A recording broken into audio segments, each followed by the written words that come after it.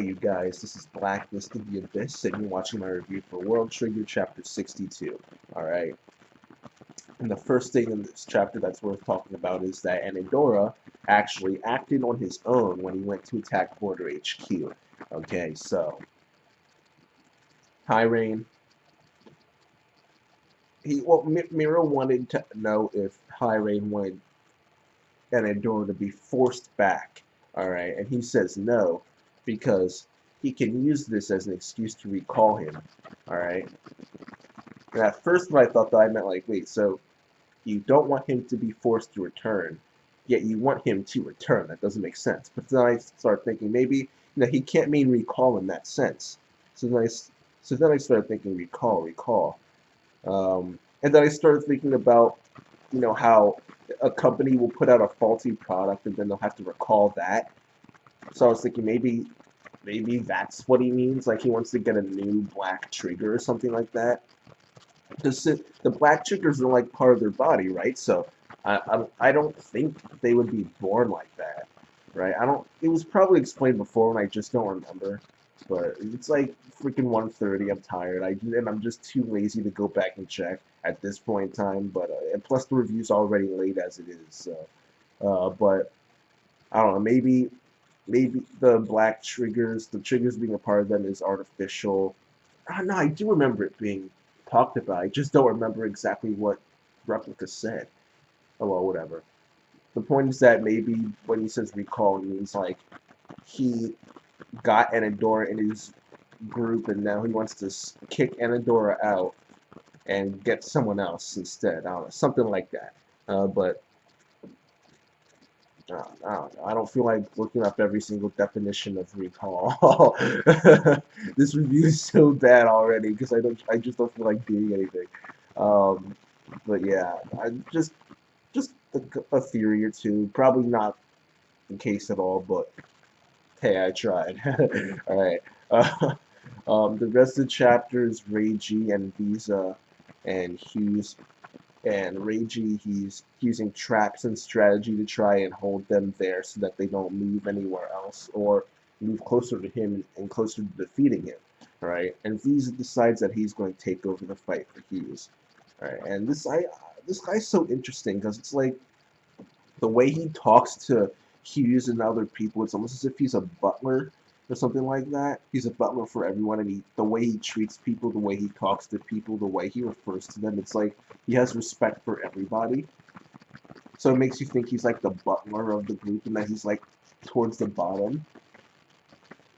But then the dude himself gets treated with respect from everyone else too, like he's at the top or something like that. Alright? And that probably has something to do with the fact that he is the wielder of Organon, a national treasure of Aptocrator. All right, that probably has something to do with it.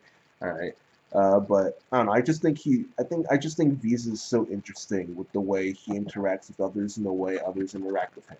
But I don't know, maybe it's just me, but I just find it interesting. But he ends up taking out. He already had it out. He ends up like activating Organon, I guess, the Staff of Stars, right? Hoshi, alright? And it's a big deal. This dude, like,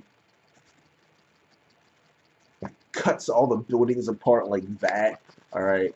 And then Hughes ends up getting magnets on Reiji, so then he has to cut his arm off. And then Visa cuts through the shield that he had up to cut his Trion body in half. Alright, so maybe he didn't cut through the shield because the shield is still intact. It's more like he cut around the shield somehow. Like he swung at the shield, but the blow like went around the shield. It went through the shield. It's just I don't want to say through because it makes it sound like it made contact with the shield, broke through the shield, and then hit him. And that's not what I mean. Maybe he can cut things no matter how far away they are. Like if I'm over here and I swing my hand, and even though I'm not touching my laptop, the laptop still cuts in half. Or maybe like I swing like this, and then the wall that's all the way over there ends up getting cut. Like as long as he can see it, he can cut it no matter how far away he is. Maybe it's something like that. That'd be cool.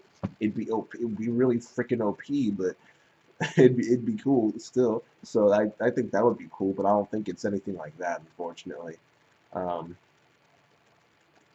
I mean, it's probably just really simple. Like he can cut through things, just like Reiji said. Um, I mean, that's actually it in the chapter. It's pretty simple, just the two scenes. Oh, though there was a little bit in the beginning with like just saying like, oh, Jun and Yuma are doing this. Murakami is doing that. I forgot. Wait, it's Murakami, right? I don't even remember the dude's name. The dude that has like the cracks on his face and stuff. Or whatever.